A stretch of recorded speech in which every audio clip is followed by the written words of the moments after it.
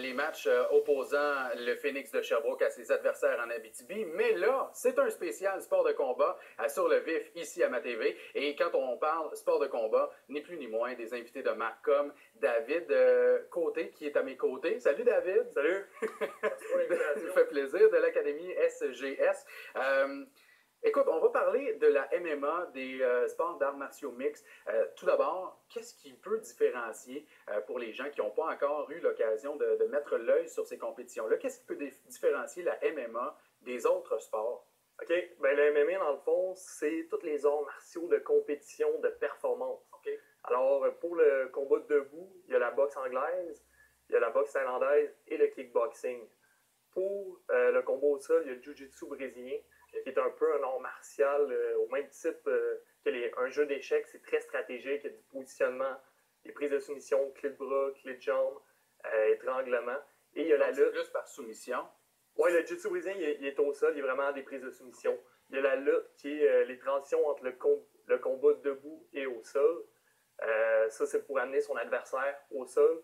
Ou si tu veux garder le combat debout, c'est important aussi d'avoir une bonne lutte.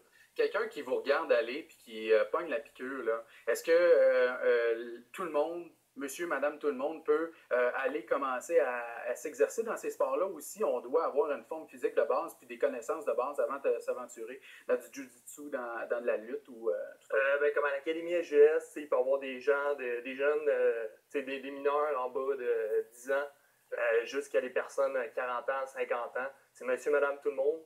Tout le monde a le même objectif de venir faire des arts martiaux pour le plaisir ou pour la condition physique. Mais aussi, il y en a qui vont faire aussi plus pour la compétition. Quel type d'entraînement on doit faire pour performer dans un domaine d'activité comme celui-là? Comme moi, j'ai un préparateur physique qui est Nicolas Roy de Fonction Optimum. Il m'entraîne à l'Université de Sherbrooke. Puis lui, il m'entraîne pour vraiment beaucoup en explosivité. Okay. Alors, on peut faire des exercices comme d'haltérophilie. Puis c'est vraiment des... On veut aller chercher la force rapide. Oui, la force puissance, ça va aider pour l'explosivité, pour le knock-out, pour une bonne projection au sol rapidement, ou des transitions au sol plus rapides. Puis, dans le fond, quand on s'entraîne de cette manière-là, évidemment qu'on n'ira pas nécessairement en gain de poids. On va aller plutôt, comme tu le mentionnes, en explosivité, en force, en endurance. Oui, c'est ça. Contrairement, si on fait des séries de 10-12, souvent, on va gagner plus de la masse musculaire. Mais si on fait des séries plus courtes, on va arriver plus en explosivité. Alors, mon préparateur, Nicolas Roy, m'aide beaucoup pour ça. Tu as eu la chance de t'entraîner avec Georges Saint-Pierre, un phénomène. Oui, je me trouve chanceux.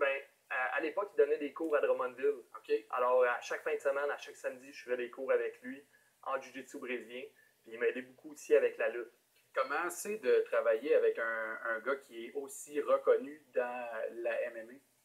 Je crois qu'il a amené beaucoup pour le sport. C'est un bon modèle. Puis les gens, ils voient un peu, je dirais peut-être un peu comme un super-héros puis un bon gars. Fait que souvent, pour les jeunes, il a vraiment donné une belle image au sport. Puis il y a beaucoup de préjugés qui ont tombé un peu grâce à lui. Là.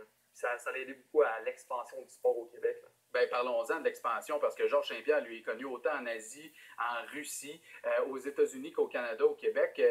Le sport des arts martiaux mixtes, c'est comme fait un peu découvrir sur le tard ici au Québec. Puis est-ce que c'est pour une raison spécifique ou c'est seulement parce que, on n'en voyait pas à la télévision puis on était un petit peu ignorant de ce sport-là? Je crois qu'à l'époque aussi, il y avait beaucoup de préjugés, puis c'était peut-être moins réglementé. Il n'y avait pas de catégorie de poids, puis il n'y avait pas de gants, puis les athlètes étaient beaucoup moins techniques. Alors, ça faisait des combats plus violents, puis moins bien encadrés. Alors, les médias, ils en parlaient moins. Puis là, c'est le fun aujourd'hui que tu m'accueilles parce que j'ai pas besoin de défendre mon sport. Mon sport, il est accepté. Mais à l'époque, ça aurait été différent. Là. Ça doit être aussi spécial à vivre en tant qu'individu quand on est dans ce sport-là, puis de voir aussi que ça évolue à travers les années.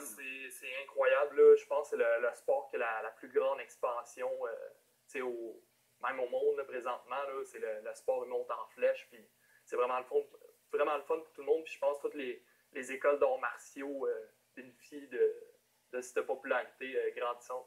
Il Il y a aussi des recrues de prospects, là, des futures vedettes de la MMA qui vont pouvoir se produire. Et on a des compétitions ici dans la région. Oui, ben justement, le 30 novembre, j'invite tout le monde à venir à mon gala. J'organise un événement au Club Aramis à Magog. Et il va y avoir une douzaine de combats. Puis j'ai François Hudon.